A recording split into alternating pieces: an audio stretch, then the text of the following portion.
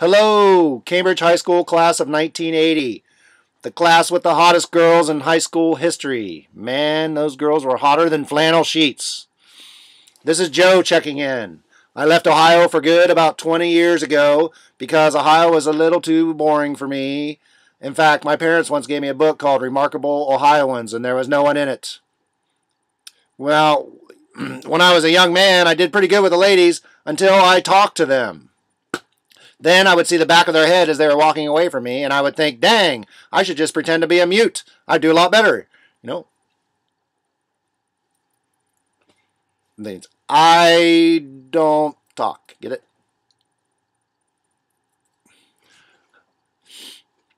Anyway, as you know, I talk, and that makes people mad, and then I talked myself right out of America, and I live in this little town in Alaska, and then I built a cabin 30 miles out in the woods so that I could say what I wanted, but when I got there, I was lonely, and there was no job, so I came back to town, and now I'm trying to watch what I say, or at least get on stage when I say it.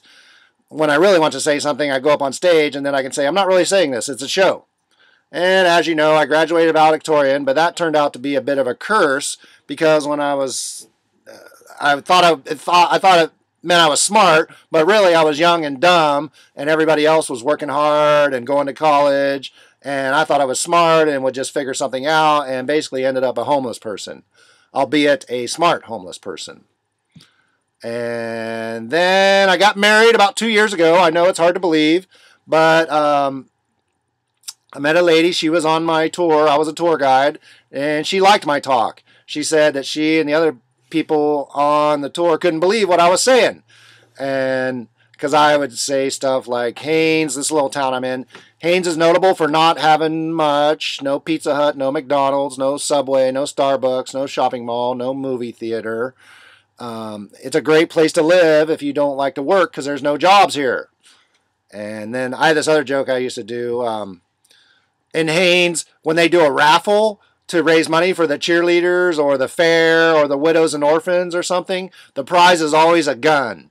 Yeah, it's usually a rifle, but sometimes a handgun. And that's true, by the way. That's true. But anyway, there was a lady on my tour one time, and she said, why, you don't always say nice things about your town. And that made me laugh because I thought, in all the history of all the tours in the world, that nobody had ever said anything not nice, i.e. the truth about their town, until me. So people are always asking me, how's marriage, Joe? And I tell them, well, it's expensive. And my wife is of this religion that says we're going to be together not just here, but in all eternity. And all I can think is, wow, eternity, that's going to cost a lot. And don't forget, when you marry someone, you marry into their tribe, too.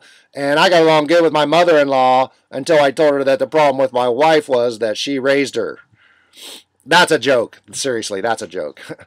And marriage is very educational in that you learn more about yourself than you ever wanted to know. As apparently it is the woman's duty to point out the issues of the man and get them fixed. For instance, my wife says I have an issue of going to yard sales too much, and I said, honey, you go to the yard sale and you buy the stuff and you bring it home and you put it in your yard. That's why they're called yard sales. Duh. And my wife has her issues, or else she would be too good for me. One of her issues is she talks a lot. You know, she talks a lot. But you can go to the store and buy this thing for that issue. You know, they say you got to work at marriage. Well, you got to have the tools to do the work, you know. So this seems to work pretty good. They come in handy around here a lot. And what's the worst 4 words in a relationship? The worst 4 words in a relationship are, we need to talk. That's right. When you hear that, you know it's going to be bad. Whenever she says that, I say, I thought it was quiet time. But my wife caught a bad break when she was a kid. She's Mormon. And in Mormonology talk, they have a rating system for wives. You know, because back in the old days, you traded cows for wives. And if she was a really good wife, she was a 10-cow wife. And I was going to joke and say, unfortunately, my wife is not a 10-cow wife. But in reality, in truth, she is for 2 weeks a month. It's kind of a weird lunar thing, you know. But you know how women have, they're like edgy or easily annoyed for 3 to 5 days a month? I had a girlfriend one time. She was nice to me 3 days a month. Yeah. And I was always say, I hope it's one of those 3 days. So anyway, it turns out, trying to keep a woman happy is like trying to keep white shirts clean. I need this, I need that. You didn't say this, you didn't say that. You said what you shouldn't have, and you didn't say what you should have. You know what I mean? I mean, their demands or expectations are just ridiculous. I mean, you have to be reliable but fun and spontaneous. Fun and spontaneous but not weird. You have to be strong but tender. Sexy but not perverted. And, of course, the big one, rich but generous with her. Of course, the only people who can really do all that stuff are on TV, so that's what you have to do is pretend, act. Act like you're all that stuff. And when women say they want you to communicate, what they're really saying is they want you to communicate the lie, communicate the pretend.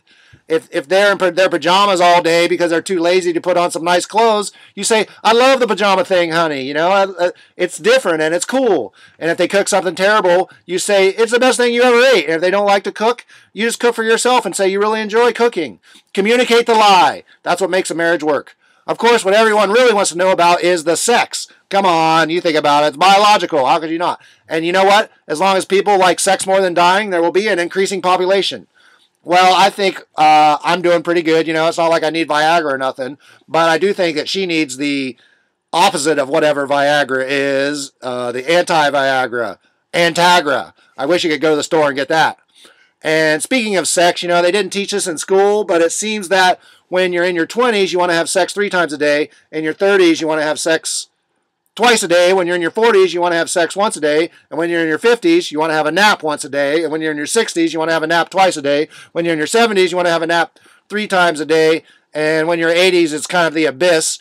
And you are lucky if you're not in a pine box sleeping 24/7.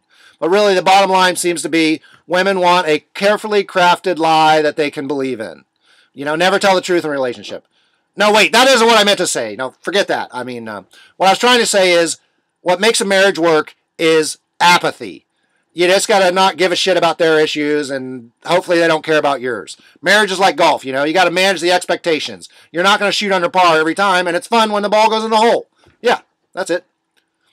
So I had a lot of different jobs in my career. One time I was a stripper at a bachelorette party, and I only got $4.